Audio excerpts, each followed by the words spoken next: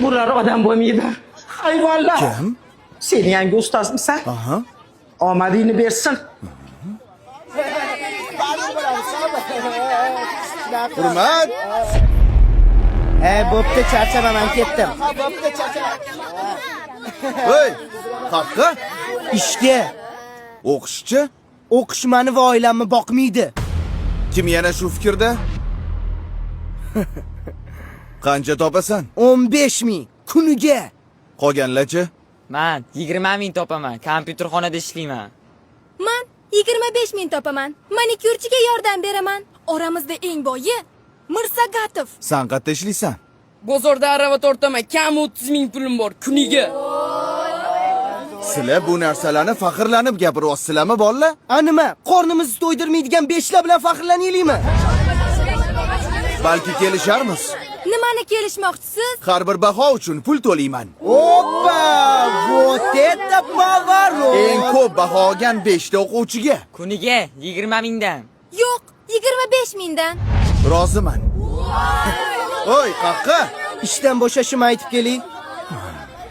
Narziqulov doimgidek ikki. Balki oldin tekshirib ko'rarsiz. Voy.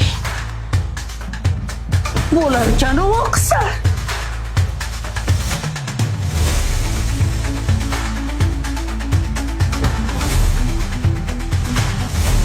Bizga pul kerak emas.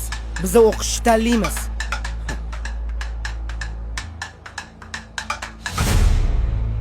Rosa xursand bo'lsalar kerak. Sovg'a o'zi kimda? Manda. Bo'lla. Ustoz yo'q ekanlar. Assalomu alaykum ustoz. Doston Rustamovich ko'rmadingizmi? Dars tugadi, ketdi. Nega ketadilar? Bugun o'qituvchilar kuni-ku. Men qayerdan bilaman? Nima men uni qorovulimanmi? Ishga ketgandir. Yana qayerdadir ishlaydilarmi? Navoiyxonadami? Boshimni qotirmalaring.